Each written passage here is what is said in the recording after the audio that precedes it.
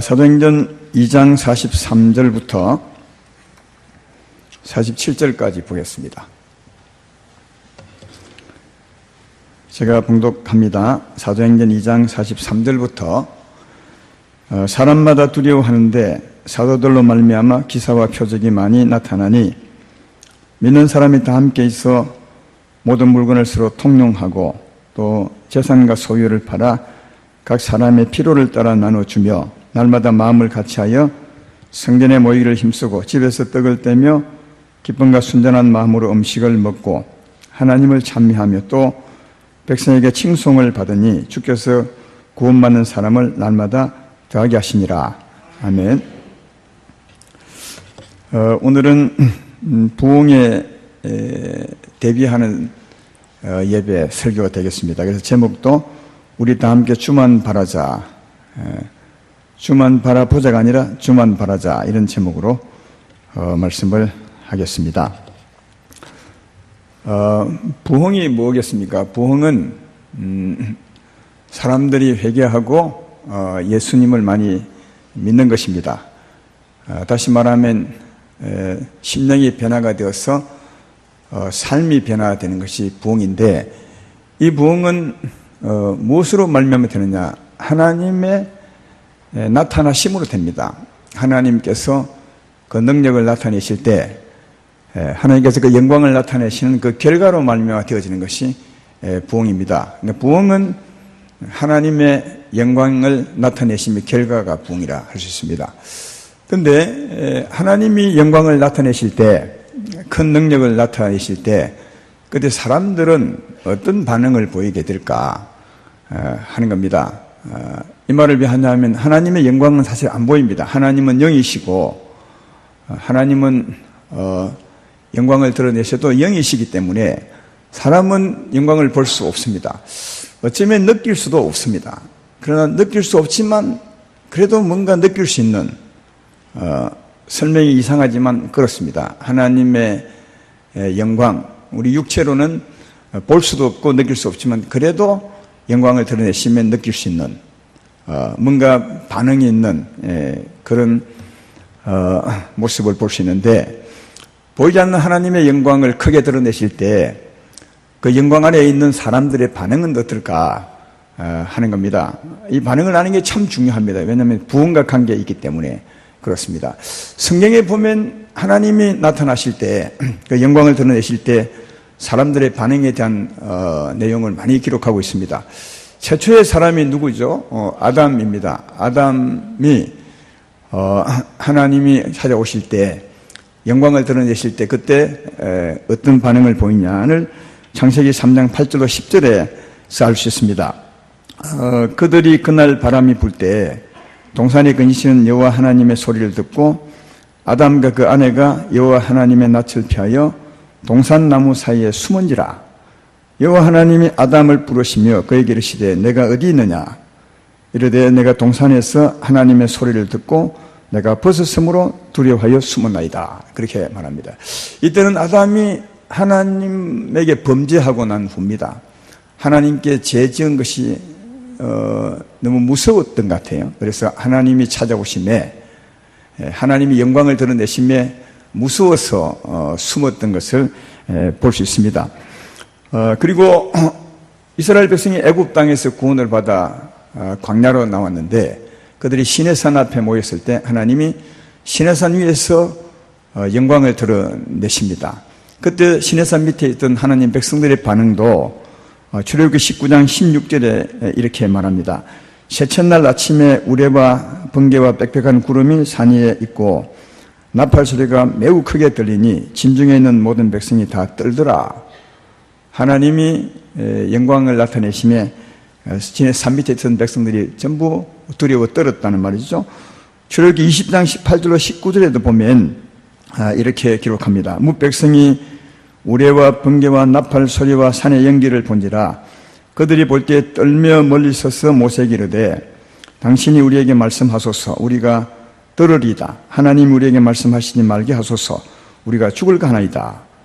하나님 영광을 드러내시며 그 밑에 있는 백성이 너무 무서워서 하나님이 말씀하지 않았으면 좋겠습니다. 차라리 사람인 당신이 말해도 하나님이 말씀한 것처럼 듣겠습니다. 구약은 그림자니까 지금은 하나님 영광이 안 보이잖아요. 안 보이지만 하나님이 계신 것을 나타내기 위해서 구약은 보이게 이렇게 해줍니다. 진짜 영광이 아닙니다. 진짜 영광을 설명해 주는 그림자입니다. 그래서 구약은 막 번개도 보이고 빽빽한 구름도 보이고 했지만 그러나 분명한 것은 영광이 나타나며 그 백성이 떨었던 것을 볼 수 있습니다. 이런 모습은 예수님이 이 땅에 사역할 때 그러니까 신약 시대에도 이런 모습을 볼 수 있습니다. 어느 날 예수님께서 그의 사랑하는 제자 세 사람을 데리고 변화산에 올라갑니다. 베드로와 요한과 야고보를 데리고 올라가는데 아마 밤이었던 것 같습니다. 캄캄한 밤인데 하나님이 갑자기 예수님을 변화시키셨습니다. 그래서 변화산이라 한 것은 그 후에 변화산이라 한 겁니다. 어떻게 변화시키느냐?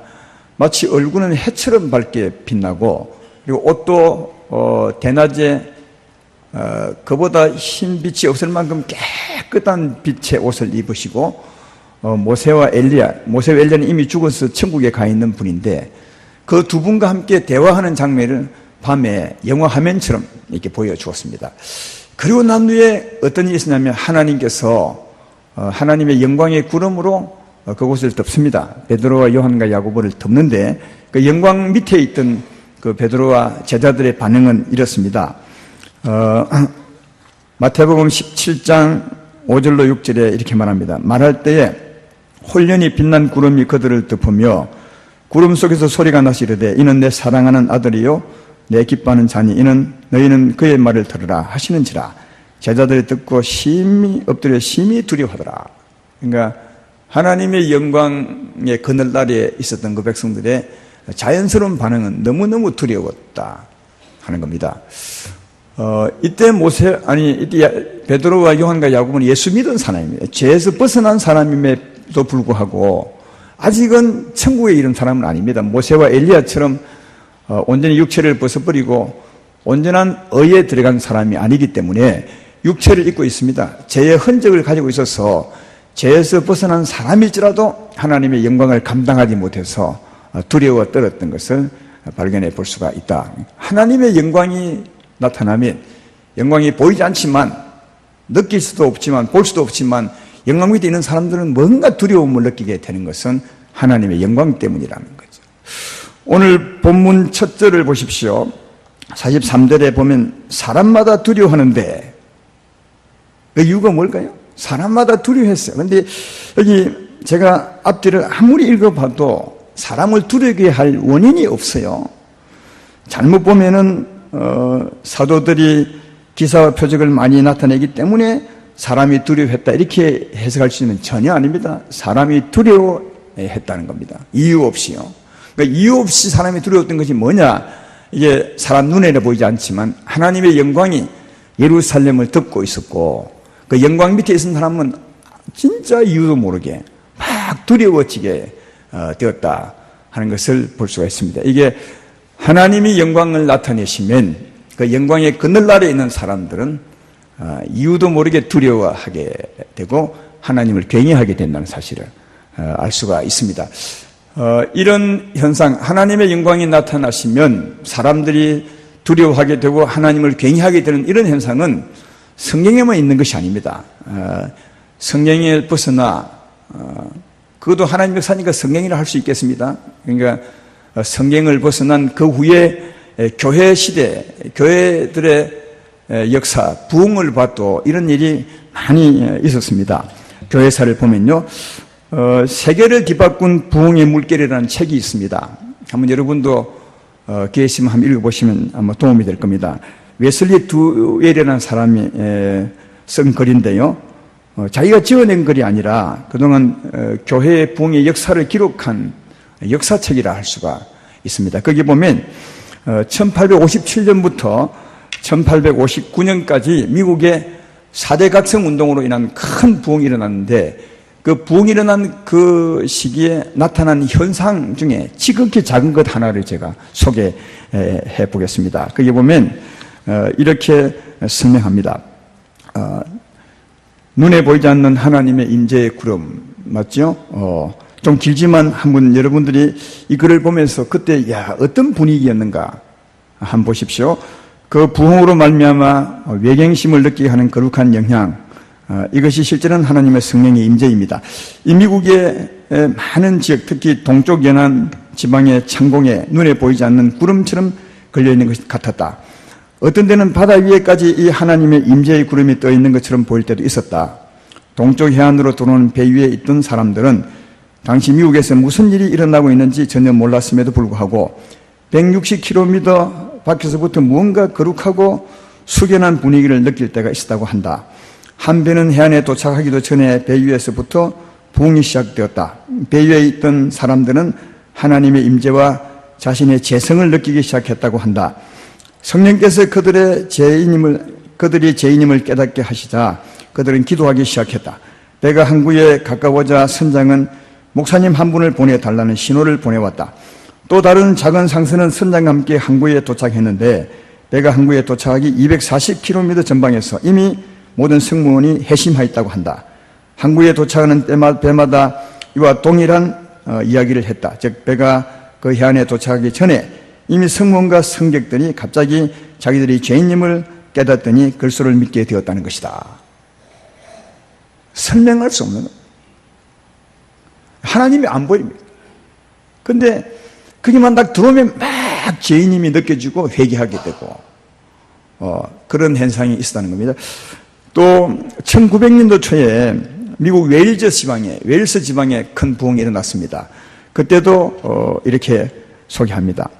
많은 사람들이 선술집에 들어가 술을 주문한 다음에는 그 술에 손도 대지 않은 채 카운터에 그대로 두고 발길을 돌려 나왔다. 하나님의 임재의식이 어찌나 실제적이든지 술잔을 입으로 가져가는 팔이 마비될 정도였다. 풋볼팀이라든가 그와 유사한 운동팀들도 해산되었다. 그 팀에 소속되어 있던 선수는 게임을 하는 것보다 주님의 은혜에 대해 간증하러 다니는 일을 더 즐거워했다. 탄광의 지하 통로나 바닥도 찬양과 기도의 장소로 바뀌었다. 강부들은 각자 일할 갱으로 뿔뿔이 흩어져 들어가기 전에 먼저 그곳에 함께 모여 찬송하고 기도했다. 주간 학교 어린이들조차 하나님의 은혜로운 능력에 사로잡혔다. 그래서 어린이들이 어느 곳에서 함께 모여 아주 인상적인 모습으로 함께 찬양하며 기도하더라는 얘기들이 여기저기서 들려오곤 했다. 정말 하나님의 구름 기둥이 몇 달 동안 웨일스 하늘에 멈춰 있었다. 그 지역이 온통 기도로 덮여 있었으며 어느 곳에 있는 사람이든 하나님의 임재와 능력을 더 많이 받기를 원했다. 하나님의 영광을 드러내심으로 영광은 안 보이는데 나타나던 현상입니다. 저는 이게 선술집에 갔던 사람이 술 시켜놓고 술도 못 먹고 나왔다는 얘기는 진짜 실감이 돼요. 제가 예수님 처음 믿을 때 해군이었는데 해군은 얼마나 술집에서 파티가 많은지요. 그래서 예수님을 믿고 은혜를 받고 난 후에도 내가 해군이었으니까 위에서 같이 가자 하면 안 갈 수가 없었습니다. 그날도 밤에 우리 집사람하고 같이 그 술집에 불려갔습니다. 그래서 맥주를 다 시켜놓고 있는데 그때 목사 아닙니다. 그때 집사였습니다. 집사도 아니었나요? 근데 하나님 은혜를 받았습니다. 그래서 우리는 술을 먹고 있는데 다른 사람들은 막 춤추러 나오고 그랬어요. 스테이지에. 근데 우리 집사람은 앞뒤로 술잔을 있는데 참 이상한 현상이 났습니다. 눈물이 팍 쏟아졌습니다. 그래서 바로 두 사람이 나왔습니다. 술을 입에도 안 돼요. 그때 이후로 술을 끊었습니다. 이런 현상은 내가 술 끊으리라 해서 되는 것이 아니라 하나님이 역사하면 술 끊어집니다. 그래서 늘 제가 말씀하는 게 있습니다. 전도하게 되면 나는 술을 먹기 때문에 교회 못 갑니다. 그렇게 말하면 교회 오십시오. 주님 믿으면 술 끊어질 겁니다. 이렇게 말했던 이유가 그런 경험 때문에 그렇습니다. 하나님이 역사하시면 끊어져 버립니다. 하나님이 더 강하게 역사하면 조금 전에 소개했던 웨일스 지방의 부흥처럼 그런 현상이 생기는 겁니다. 부흥은 하나님의 역사로 되는 겁니다. 이건 미국이죠. 또 우리나라도 최초로 부흥의 역사가 일어난 곳이 평양입니다. 평양의 부흥은 그 역사가 이루 말할 수가 없고 그 현상이 말할 수가 없었지만 시간 관계상 거기도 한 군데만 소개하면 이렇습니다. 평양에서는 특별 집회가 한 달간 계속 열렸으며 심지어 각급 학교에서도 어린이들이 기도하고 회개하며 하나님 앞에서 울 수 있도록 며칠 동안 따로 떼어놓았다. 수백 명의 사람들이 자기가 잘못한 것에 대해서 최대한으로 변상했다.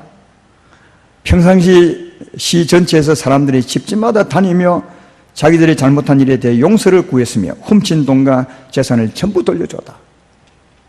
평양의 특징은 회개였습니다. 이건 우리나라 사람이 기록한 부흥의 책에도 이런 게 있습니다. 평양에는 그때는 우리나라 못 살았으니까 훔치 묻고 살았습니다. 못 사는.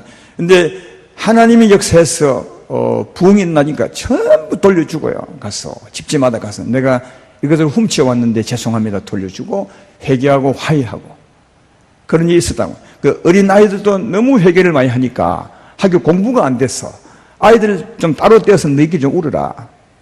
그렇게 할 만큼 이런 현상이 생긴 것은 하나님의 영광이었다는 겁니다. 하나님이 자기 영광을 드러내시면 어떤 현상이 생겼냐 조금 전에 말했던 걸 정리해 보면 자기가 죄인인처럼 느낀다는 거예요. 왜냐하면 하나님은 깨끗한 빛이고 우리 인생은 하나님을 떠난 죄인이기 때문에 그 빛이 우리 심령에 쏟아지면 그 사랑의 빛이 쏟아지면 우리 자신이 죄인임을 막 느끼게 되는 거예요. 하나님은 안 보이는데 그 영광의 구름 밑에만 들어가면 이상하게 막 회개하고 싶고 마음이 울컥울컥하고 본인이 죄인임을 느끼게 되고 이럴 때는 회개하고 예수님을 믿으시면 다 믿습니다. 스스로도 회개하는데요. 누군가 우리 인생은 죄인입니다. 회개하고 예수의 십자가를 믿으셔야 죄 사함받고 영생을 얻으면 하면 다 믿습니다. 이럴 때는 말이에요. 이게 부흥의 역사입니다. 하나님의 영광으로 인한 현상입니다. 그리고 이럴 때는 하나님 말씀하시면 어떤 말씀에도 다 듣습니다. 아마 모르긴 해도 목숨을 내어놓으라 해도 아마 내어놓을 겁니다. 이때는 하나님 역사가 너무 강해서 말씀이 정말 하나님이 내게 하는 말씀으로 들려지게 됩니다. 그래서 어떤 말씀일지라도 순종하게 되는 이런 현상은 하나님의 능력 때문이었다. 오늘 본문에도 그것을 볼 수 있지 않습니까? 오늘 본문 다시 43절에 보십시오. 사람마다 두려워하는데 이게 무슨 일이냐? 하나님의 영광이 예루살렘을 덮은 겁니다. 사람 일을 듣고 있는 겁니다. 조금 전에 소개했던 그것처럼.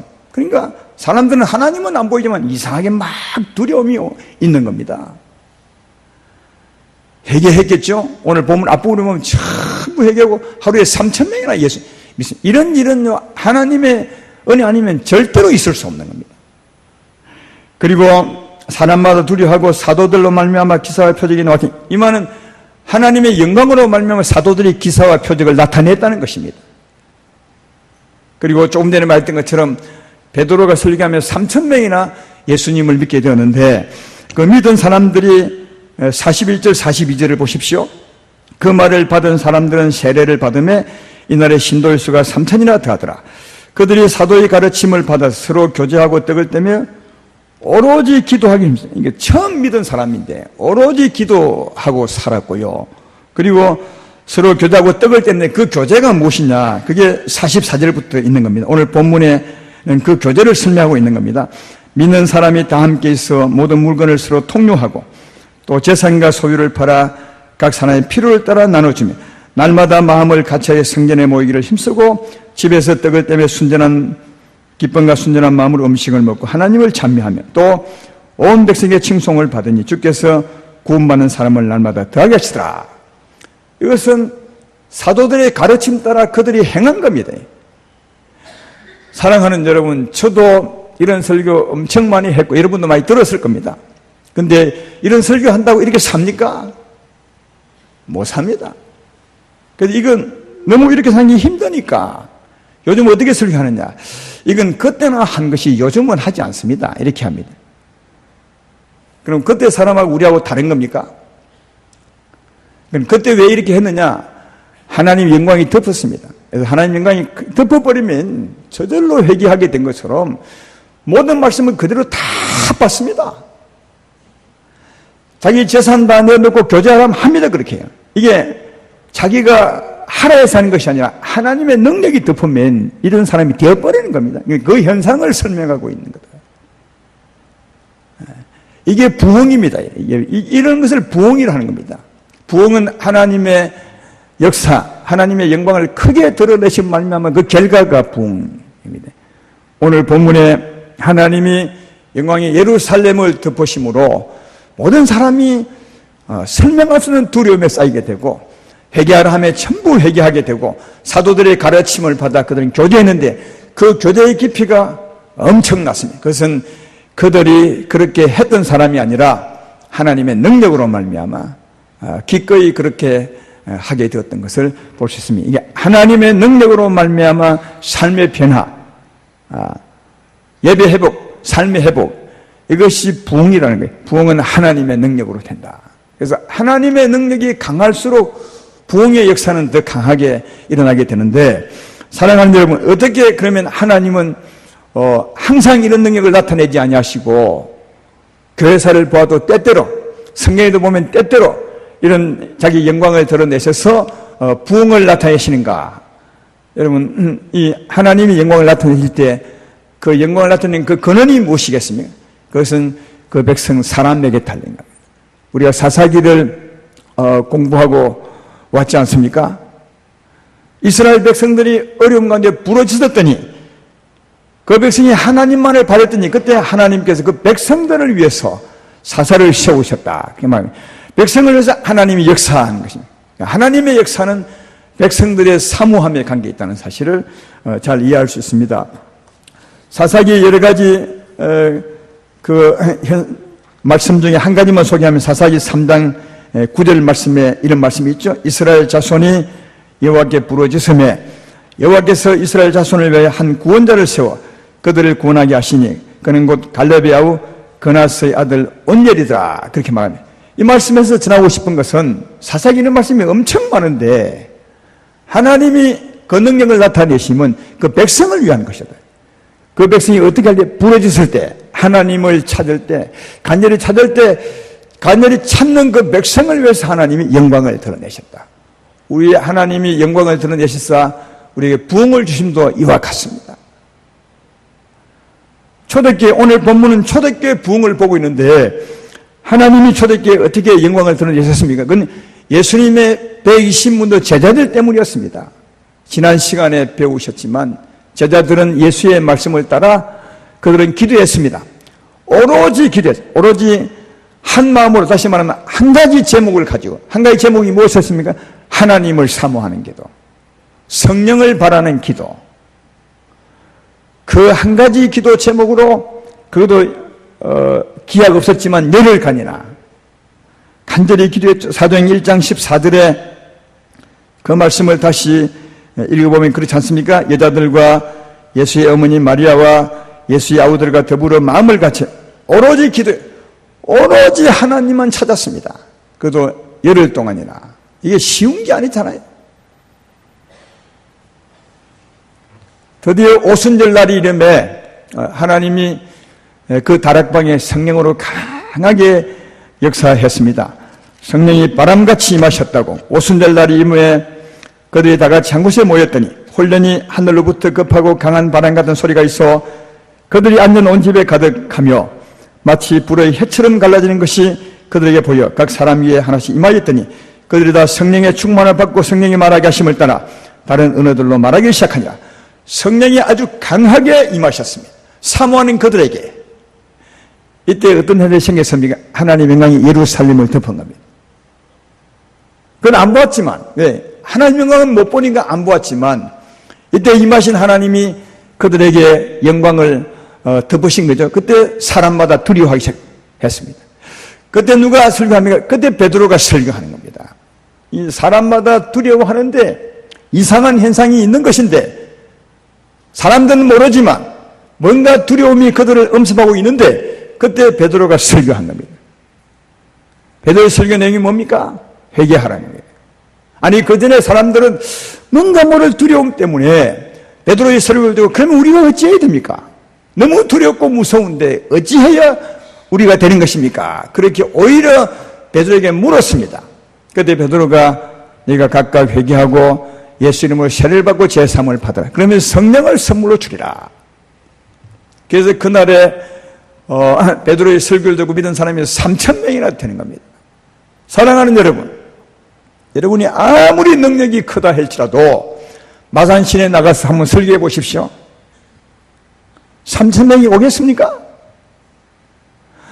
3,000명은 베드로의 설교 실력이 아닙니다. 그때 이미 그 하늘을 하나님의 영광이 덮고 있었고 그 심령은 두려움에 가득 차 있었습니다. 뭔가 모를 정말 내가 죄인이구나 이런 마음이 있었습니다. 울컥울컥한 마음이 있었습니다.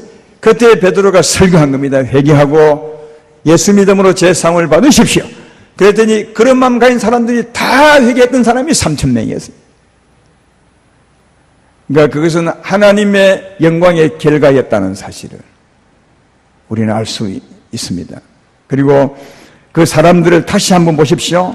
베드로의 설교를 듣고 회개한 그 사람들을 다시 보라고요. 41절, 42절만 보면 되겠네요. 그들이 사도들의 가르침을 받아 서로 교제하고 떡을 떼며 오로지 기도하기 힘쓰니라. 또 이 사람들도 오늘 처음 믿은 사람인데 이 사람들도 오로지 기도했어요.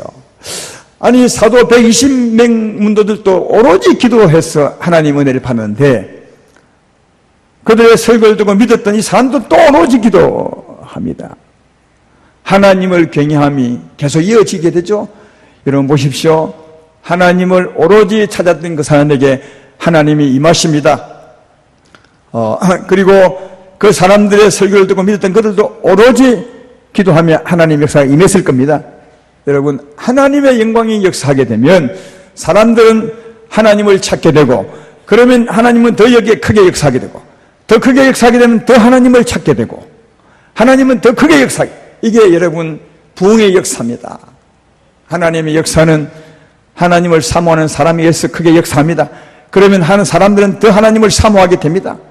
그럼 하나님은 더 크게 역사하게 되고 하나님의 역사가 더 큰 역사를 부르게 되고 하나님의 역사로 말하면 부흥이 더 큰 부흥을 가져오게 되고 예수님이 말씀한 것처럼 있는 자가 더 받게 되는 것입니다. 하나님의 나라는 있는 자가 항상 더 받게 되는 겁니다. 성경은 말하죠. 하나님 나라는 침노하는 자가 빼앗는 것이다. 그러니까 거룩한 욕심을 가질 필요가 있는 겁니다. 하나님의 욕심은 다시 말해 하나님 것은 더 가지려고 진짜 다른 사람보다 더 많이 가지려는 이런 마음이 필요한 겁니다. 그건 욕심이 아니라 거룩한 것을 더 가지려 하는 사랑의 마음입니다. 하나님은 그런 사람에게 은혜를 더 크게 부어주고 은혜를 부어주면 더 하나님을 사모하게 되고 더 사모하면 더 크게 부어지게 되고 그러니까 있는 자가 더 받게 되는 것이 하나님의 역사다. 그런 겁니다. 사랑하는 여러분, 우리 부흥 하나님 나라 부흥은 하나님의 나타나심으로 되는 겁니다. 그런데 하나님의 나타나심은 그 백성의 사모함에 따라 타는 겁니다. 그 백성이 얼마나 하나님을 바라고 사느냐, 얼마나 하나님을 사모하느냐, 거기에 맞게 하나님은 역사합니다. 영광을 드러내십니다. 그러니까 부흥은 우리에게 달린 겁니다. 우리 교회의 부흥은 우리에게 달린 겁니다. 여러분의 가정의 부흥은 여러분의 가정 식구에게 달린 겁니다. 우리 교회의 부흥은 우리 교인들에게 여러분과 내게 달린 것입니다. 강사에게 절대로 달리 않습니다. 부흥은 부흥 강사에게 있지 않습니다. 다만 우리가 하나님을 사모할 때 하나님은 우리를 위해서 부흥 강사를 보낼 뿐입니다. 따라서 우리가 진짜 부흥을 사모하면서 하나님만 바라게 되면 하나님은 우리가 사모하는 이 모습을 보시고 우리에게 강사를 보내시든지 아니면 성령으로 역사하시든지 우리에게 큰 부흥의 은혜를 나타내게 될 줄로 믿습니다. 그러므로 사랑하는 여러분, 우리가 하나님을 찾아야 될 이유가 여기에 있습니다. 그리고 한 사람이 하나님께 나가는 것보다는 두 사람이 아니면 가족 전체가 아니면 교인 전체가 더 나올 때 하나님은 보시기에 훨씬 더 이 사람들이 나를 더 사모하는구나. 그렇게 하지 않겠습니까? 가족 중에 믿는 사람이 10사람인데 그 중에 2-3사람이 나와서 기도한다면 그건 하나님을 사모하는 가정이 아니죠. 믿는 사람 10사람이 다 나와서 부르짖을 때 하나님은 그 가정이 나를 사모한다고 할 것입니다. 교회도 마찬가지입니다.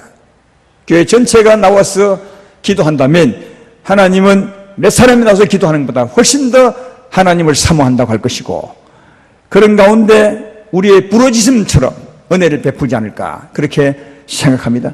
여러분, 부흥은 하나님의 나타내심, 하나님의 역사인데, 하나님의 역사는 우리의 사모함에 있습니다. 우리의 부르짖음에, 우리의 믿음에 있다는 사실을 잘 발견해 볼 수 있습니다. 그러므로 오늘부터 시작되는 이 부흥에 하나님이 예비하신 이 날을 위해서 진짜 간절히 기도하고 간절히 사모하되 누구만요? 하나님만을 바라면 되는 것입니다. 사랑하는 여러분, 하나님만 우리에게 역사하시면 됩니다. 우리는 이런 문제 저런 문제가 많이 있지만, 그래서 이 문제 풀어주십시오, 저 문제 풀어주십시오 그렇게 하지만 하나님의 역사하시면 다 풀어집니다. 그래서 오직 주만 바라보십시오. 어떤 문제가 있으십니까?